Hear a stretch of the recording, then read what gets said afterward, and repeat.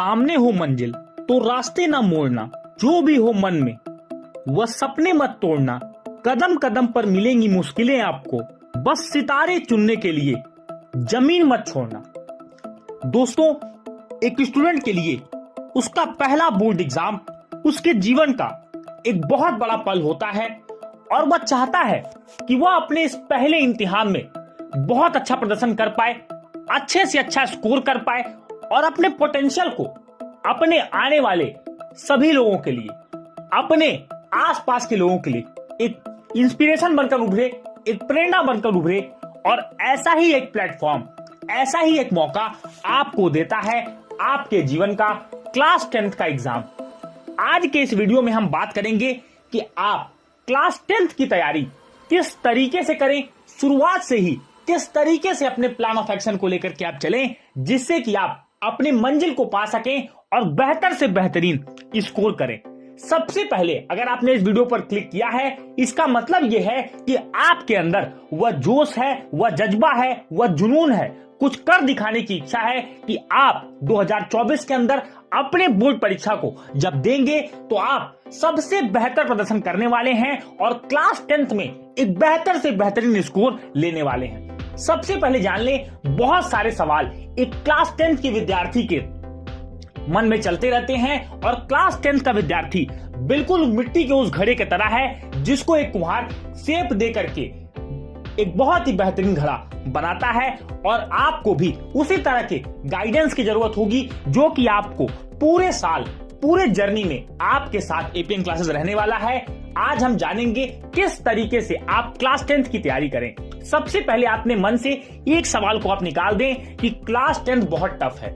ये एक ऐसा सवाल है जो बहुत बड़ा मिथ है, हर स्टूडेंट के मन में यह बैठा रहता है कि क्लास 10th एक बहुत टफ क्लास है, क्लास 10th में हम अच्छा नहीं कर पाएंगे, बोर्ड एग्जाम्स होते हैं, हमारे स्कूल से पेपर नहीं आता है, पेपर बहुत हार्ड आता है, हम अपने पेपर में क्या लिखेंगे, किस तरीके से हम क्लास 10th में पास होंगे। ये ऐसे सवाल हैं जो बिना किसी मतलब के हैं और जिनका कोई भी रियलिटी से रिलेशन नहीं है। अगर हम क्लास 10th की बात करें तो क्लास 10 से इजी क्लास आपको अपने पूरे एकेडमिक सेशन में नहीं मिलती। इसका कारण मैं आपको बताता हूं, क्योंकि आप स्कूल के प्रेशर से फ्री होते हैं और आपके पास एक सर्टेन सिलेबस होता है और यहाँ पर जो आपका जजमेंट होता है वह आपका बोर्ड करता है, ना कि आपके स्कूल के टीचर्स करते हैं कि आपको यहाँ पर कुछ टीचर्स आपसे चिढ़ते हैं तो नंबर काट लिया जाएगा। अगर आपने पढ़ाई की है, मेहनत की है तो आपको क्लास 10th में बहुत अच्छे मार्क्स मिलेंगे। सबसे पहला जो पॉइंट है, मैं आपको यहाँ पर 7 पॉइंट्स के अंदर बताने वाला हूँ कि how to ace your board exams in upcoming year, यानी जो आने वाला साल है इसके अंदर अपने बोर्ड एग्जाम में आप कैसे अच्छा प्रदर्शन करें, कैसे ज्यादा स्कोर करें। सबसे पहले मेड अ क्लियर एम। दोस्तों, मैंने आपको 2 चीजें बताई कि यहाँ पर आपको अपने एम को क्लियर रखना है। यानी अगर आपने एक बार डिसाइड कर लिया कि मुझे 95%, 96% लाना है तो इसको सबसे पहला काम इस वीडियो को देखने के बाद अपने डेट के साथ, आज अगर आप इस वीडियो को देख रहे हैं तो आज की डेट डालने के बाद वहां पर ये लिख दें कि आपका एकमात्र टारगेट है क्लास 10th में ज्यादा से ज्यादा आपको स्कोर करना है। यानी आपने जो टारगेट सेट किया, अब इस टारगेट से आपको नीचे नहीं आना। क्योंकि बहुत सारे बच्चे क्या करेंगे, स्टार्टिंग बहुत बेहतरीन करेंगे, 10 से 15 दिन लगातार मेहनत करेंगे, बहुत अच्छी पढ़ाई करेंगे, लेकिन धीमे धीमे उनका पढ़ाई से मन हटेगा और अपने टारगेट को वह नीचे लाते जाएंगे। तो आपको यहां पर स्टिक रहना है कि कुछ भी हो जाएगा, मैं अपने टारगेट को नीचे नहीं लाऊंगा। मैंने एक बार जो इस पेपर में परसेंटेज लिख दिया, मैं उसे जरूर स्कोर करूंगा। दूसरी बात, डोंट प्रोक्रास्टिनेट। आपको किसी भी काम को प्रोक्रास्टिनेट नहीं करना है। आप इन पॉइंट्स को जरूर एक चार्ट पेपर लेकर के आएं और आप लिखें कि मेरा टारगेट बोर्ड एग्जाम्स हैं और मैंने 2 चीजें पहले लिखी। पहली चीज मैंने ये की कि मेरा क्लियर एम है। दूसरी बात, मैं प्रोक्रास्टिनेट नहीं करूंगा। अगर मुझे कोई काम आज करना है तो मैं उस काम को आज ही करूंगा, कल पर मैं उस काम को टालने वाला नहीं हूं। तीसरी बात जो आपको ध्यान रखनी है, यूज लेस रिसोर्सेस, यानी कि आपको सबसे कम रिसोर्सेस का यूज करना है जब आप किसी सब्जेक्ट को पढ़ रहे हैं। अब मैं आपको बताता हूं किस तरीके से आप किसी सब्जेक्ट को पढ़ेंगे। जैसे मान लीजिए आपने साइंस का सब्जेक्ट उठाया, क्लास 10th के अंदर साइंस एक बहुत ही इंपॉर्टेंट सब्जेक्ट है और इसके अंदर आपको फिजिक्स, केमिस्ट्री, बायोलॉजी पढ़नी होगी। तो आपको पहला काम ये करना है कि आपके पास सिर्फ 3 रिसोर्स होने चाहिए। NCERT text book, previous year question paper, latest model paper, sample paper जो आपके एग्जाम से 2 से 3 महीने पहले आपको मार्केट में देखने को मिलेगा, उसी को आपको परचेज करना है, उसे आपको सॉल्व करना है। और इसके साथ ही साथ ऑफिशियल वेबसाइट पर जाकर के बोर्ड के द्वारा जो मॉडल पेपर जारी किया जाएगा उसे आप डाउनलोड करेंगे, उस तरीके के क्वेश्चंस को ज्यादा प्रैक्टिस करेंगे। अगली बात आपको ध्यान रखनी है, पार्टिसिपेट इन को करिकुलर एक्टिविटीज ऑल्सो। देखिए दोस्तों, पढ़ाई के माहौल में यह बहुत जरूरी है कि आप अपने आप को तरोताजा रखें, फ्रेश महसूस करें। आपने अगर टारगेट लिख लिया 95%, 96%, तो आपको स्ट्रेस नहीं लेना है। आपको इसके लिए जो भी आपके स्कूल में एक्टिविटीज हैं, जिसमें कि आप चाहते हैं, आप पेंटिंग, क्राफ्टिंग, जिसमें भी आपका एक इंटरेस्ट है, इंटरेस्ट एरिया है, डिबेट कॉम्पिटिशंस, इन सब में आपको पार्टिसिपेट करना है। इसका कारण यह है कि आपको अपनी पर्सनालिटी को भी बनाना है। मार्क्स मैटर करेंगे, लेकिन उससे ज्यादा मैटर करेगी कि आपने अपने क्लास 10th में आपने अपनी बोर्ड की जर्नी को किस तरीके से आपने इसको ट्रेवल किया और कौन कौन सी नई स्किल्स अपने अंदर आप ऐड कर रहे हो। क्योंकि आज के समय में स्किल और टैलेंट का बहुत ज्यादा इंपॉर्टेंस है। मार्क्स आपको डिफाइन नहीं करेंगे। जब आपके अंदर टैलेंट, स्किल होगा, एक अच्छा बेहतरीन रिजल्ट भी आपके पास होगा, तब आप एक तरीके से एसेट बनोगे और बहुत बेहतरीन आप एक परिणाम लेकर के निकलने वाले हो। अगली बात आपको ध्यान रखनी है कि आपको change your pattern of learning. दोस्तों, बहुत सारे विद्यार्थी सिर्फ यही करते हैं कि वह किताबों को पढ़ते हैं, नोट्स बनाते हैं और उस नोट्स को बार बार जब उन्हें रिवीजन करना होता है तब उस नोट्स को वो सिर्फ पढ़ते हैं। नहीं, आपको ऐसा नहीं करना है। आपको कोशिश ये करनी है कि जब आप किसी चीज को पढ़ें तो उसके अंदर आपकी एक्टिव लर्निंग हो। यानी आपने अगर एक पैराग्राफ एनसीईआरटी का पढ़ा तो उसके अंदर कौन कौन से क्वेश्चंस आए हैं, ये आपका एक कर्तव्य है कि आप उनके अंदर से जो भी क्वेश्चंस आपको मिल रहे हैं, आप उन क्वेश्चंस को लिखें, उसके आंसर्स अपने टीचर से, अपने कोचिंग में, जहां भी आप जाते होंगे वहां पर आपको जरूर पूछना है और उसी दिन पूछना है जिस दिन आपने उस टेक्स्ट को पढ़ा है। अगली बात आपको ध्यान रखनी है, स्टडी डेली। दोस्तों, बहुत सारे बच्चे जो बहुत टैलेंटेड होते हैं, आपको डेली 3 से 4 घंटे की पढ़ाई करनी है और इसके अंदर आपको अपने टाइम टेबल को डिवाइड करना है। अब मैं आपको बताता हूं किस तरीके से अपने टाइम टेबल को आपको डिवाइड करना है। सबसे पहले आप उन सब्जेक्ट को रखें जिनके सिलेबस बहुत ज्यादा लेंथी है। जैसे मान लीजिए कि आपने टाइम टेबल सेट किया कि मैं मंडे से सैटरडे तक का 6 डेज का मैं 4 आवर्स का टाइम टेबल बनाऊंगा, तो इसके अंदर आपको ये काम करना है कि आपको क्लास में आज जो पढ़ाया गया उन टॉपिक्स को आपको रखना है। आगे आपको बहुत ज्यादा नहीं भागना है, आपको बहुत टाइम मिलेगा, बहुत आसानी के साथ आप सिलेबस पढ़ोगे। लेकिन अगर आपकी क्लास में मान लीजिए केमिस्ट्री में चैप्टर शुरू हुआ, केमिकल रिएक्शंस एंड इक्वेशन, और आपको आज सिखाई गई कि बैलेंसिंग इक्वेशन कैसे करते हैं, ये आपको आज अपनी क्लास में पढ़ाया गया, तो आपको भी उनके ज्यादा से ज्यादा सवाल को, ज्यादा ज्यादा क्वेश्चन को आपको प्रैक्टिस करना है। इसके लिए जब आप आएंगे तो आपके पास रेफरेंस बुक भी होगी, आप उनके अंदर से क्वेश्चंस को प्रैक्टिस करेंगे, एनसीईआरटी के क्वेश्चंस को प्रैक्टिस करेंगे, जितने प्रीवियस ईयर के क्वेश्चन आए हैं उनको आप प्रैक्टिस करेंगे और जो भी आपके डाउट होंगे आप उनको पूछेंगे।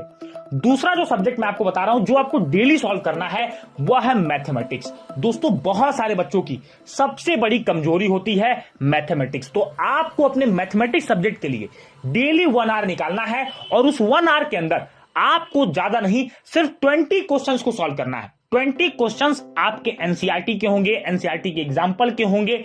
जैसे जैसे आप चैप्टर में आगे बढ़ेंगे फिर धीमे धीमे आपको प्रीवियस ईयर क्वेश्चंस के सॉल्व करने हैं। इसके बाद नेक्स्ट जो काम आपको करना है, solve 5 year previous year paper.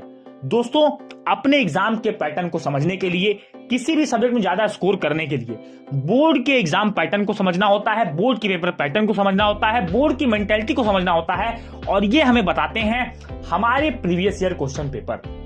जब आप बोर्ड के द्वारा 5 साल के पेपर को सॉल्व करेंगे तो आप ये पाएंगे कि बोर्ड किस टॉपिक पर ज्यादा फोकस करता है, कैसे क्वेश्चंस को वो फ्रेम करता है, कैसे क्वेश्चंस को वो बनाता है, जिससे कि आप उन क्वेश्चंस की ट्रिक्स को पकड़ पाएं और ज्यादा से ज्यादा वैसे ही क्वेश्चंस को आप प्रैक्टिस कर पाएं। अगली बात जो आपको ध्यान रखनी है वो ये है कि आपके लिए अलग अलग सब्जेक्ट्स के लिए अलग अलग स्ट्रेटेजी होगी।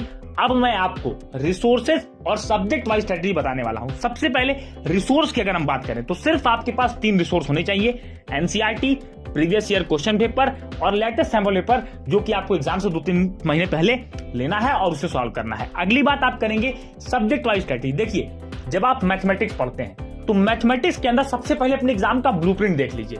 कौन से ऐसे चैप्टर हैं जो आपसे ज्यादा पूछे जाएंगे, जिनके वेटेज ज्यादा हैं, उन्हीं को आप साइड बुक्स, चाहे आर.एस. अग्रवाल, आर.डी. शर्मा, इसके अलावा कोई भी रेफरेंस बुक मत लीजिएगा। बेहतरीन बुक्स हैं दोनों, आप इनके क्वेश्चंस को सॉल्व करिए और बाकी चैप्टर्स में आप एनसीईआरटी को पूरा सॉल्व करें। एनसीईआरटी आपकी कंपलसरी है। अगर आपको फिर भी डर लग रहा है कि आपकी प्रैक्टिस उतनी नहीं हो पाई है, तो आप एनसीईआरटी की एग्जाम्पल प्रॉब्लम साथ ही साथ साइड बुक से आप किसी भी चैप्टर को लगा सकते हैं। जैसे ट्रिग्नोमेट्री एक ऐसा चैप्टर है, ट्रायंगल एक ऐसा चैप्टर है जिसके अंदर सरफेस एरिया एंड वॉल्यूम ये एक ऐसा चैप्टर है जिनके क्वेश्चंस आपको टफ लगेंगे। पॉलिनोमियल्स एक ऐसा चैप्टर है, तो आप इन चैप्टर्स को, रियल नंबर्स को प्रैक्टिस कर सकते हैं साइड बुक से। बाकी सभी चैप्टर्स के लिए एनसीईआरटी इज सफिशिएंट और एनसीईआरटी इज मस्ट। इसके बाद आपको जब साइंस आप पढ़ेंगे तो साइंस के लिए फिजिक्स, केमिस्ट्री, बायोलॉजी के अंदर बायो को आपको एनसीईआरटी के अलावा कुछ भी नहीं पढ़ना है। केमिस्ट्री के लिए आप चाहें तो एसचंद, दिनेश, ये साइड बुक्स आप प्रेफर कर सकते हैं। फिजिक्स में भी आपको इसी तरह से करना है, लेकिन बायोलॉजी के अंदर आपको एनसीईआरटी के इंटेस्ट क्वेश्चन, एक्सरसाइज के क्वेश्चन, आपको ये सभी चीजें फिजिक्स, केमिस्ट्री में भी करनी है। इसके बाद बात करते हैं एसएसटी की, तो एसएसटी के अंदर आपको सिर्फ पढ़ना है ओनली एनसीईआरटी। दोस्तों, एनसीईआरटी को आप वीडियो लेक्चर के माध्यम से, अपने टीचर के द्वारा पढ़ाए हुए माध्यम से, और सिर्फ एनसीईआरटी को लाइन बाय लाइन आपको रीड करना है। वहां पे जितने भी डेट्स, इवेंट्स, फैक्ट्स, ये सारी चीजें दी हुई हैं। एनसीईआरटी से आप नोट्स प्रिपेयर करिए। इसके अलावा आपको कुछ भी नहीं पढ़ना। नोट्स प्रिपेयर करने के बाद उन नोट्स को रिवीजन करते रहिए। साथ ही साथ प्रीवियस ईयर क्वेश्चन पेपर्स को सॉल्व करिए, उनके आंसर्स को लिख लिख कर प्रैक्टिस करिए। एसएसटी एक ऐसा सब्जेक्ट है जो कि बहुत स्कोरिंग है, लेकिन हमारे साथ दिक्कत ये होती है कि एग्जाम में उसको लिख नहीं पाते हैं। तो आपको इसके लिए एसएसटी में आपको स्टेप बाय स्टेप काम करना है, बहुत अच्छे स्कोर आपके आएंगे। अब बात करते हैं लैंग्वेज सब्जेक्ट की, चाहे वह इंग्लिश हो, हिंदी हो, संस्कृत हो, ये सब सब्जेक्ट्स के लिए अगर हम कहें तो आपको be attentive in your class. अपने क्लास में सिर्फ अटेंटिव रहिए। आपका सब्जेक्ट टीचर ही आपको पूरे के पूरे मार्क्स दिलाएगा, क्योंकि वो आपके चैप्टर्स को, कॉन्सेप्ट को बहुत अच्छे तरीके से आपको बताता है। आपको सिर्फ उतना सुनना है, उन्हें आने के बाद एक बार रिवाइज कर लेना है, और एग्जाम से 1-2 महीने पहले के अंदर जितने भी मॉडल पेपर बनाए जाते हैं उनमें से आपको 5 मॉडल पेपर जरूर सॉल्व करना है। अगली बात, जो आपके सब्जेक्ट होंगे एआई, अदर सब्जेक्ट जो आप लेते हो, एक और सब्जेक्ट आपका जो होता है, उसके अंदर आपकी जो भी टेक्स्ट बुक चलती है उस पूरी बुक को पढ़िए, उसके क्वेश्चंस को सॉल्व करिए। बहुत ज्यादा रिसोर्सेज की यूज करने की जरूरत आपको नहीं है। और मैं आपको चलते चलते एक और टिप दे देता हूं कि आपके पास एक प्लान होना चाहिए। प्लान आपको 4 क्वार्टर आपको मिलते हैं, यानी 3-3 महीने के 4 स्लॉट आपको मिलते हैं। तो पहले महीने के अंदर आप लर्निंग पर फोकस करिए। दूसरे महीने के अंदर आपको अपने डाउट क्लियरिंग सेशन आपको ज्यादा करने हैं, प्रैक्टिस करना है। तीसरे महीने के अंदर आपको, यानी जो तीसरा क्वार्टर आपको मिलेगा, उसके अंदर आपका एग्जाम ओरिएंटेड अप्रोच होना चाहिए। और चौथे महीने के अंदर आप फास्ट ट्रैक डिवीजन पर चले जाएंगे। ये 4 स्टेप आपको करने हैं और बोर्ड एग्जाम्स में आप बहुत बेहतरीन प्रदर्शन करने वाले हैं। उम्मीद करूंगा कि यह वीडियो आपके क्लास 10th के बोर्ड एग्जाम्स के लिए बहुत ज्यादा हेल्पफुल होगा। वीडियो अगर आपको अच्छा लगा तो वीडियो को लाइक करें। जितने भी आपके भाई बहन क्लास 10th में हैं, क्लास 10th में जाने वाले हैं, क्लास 10th की परीक्षा को देने वाले हैं, उनमें इस वीडियो को जरूर शेयर कीजिए। मैं हर अपने सब्सक्राइबर से, हर अपने क्लास 10th के स्टूडेंट से यह उम्मीद करूंगा कि वह यह वीडियो कम से कम 10 लोगों को, 5 लोगों को जरूर शेयर करेगा, जिससे कि वह इस वीडियो का ज्यादा लाभ उठा पाएंगे। वीडियो को लाइक करें। चैनल पर अगर आप पहली बार आ रहे हैं तो आपके अपने परिवार एपीएन क्लासेस को सब्सक्राइब करें। पूरी जर्नी में हम आपके साथ रहने वाले हैं और आपको बेहतरीन से बेहतरीन स्ट्रेटेजीज और मार्क्स आपको यहाँ पर मिलेंगे। आप बहुत ज्यादा अच्छा स्कोर करने वाले हैं। मिलेंगे अपने अगले वीडियो में, तब तक के लिए जय हिंद, वंदे मातरम।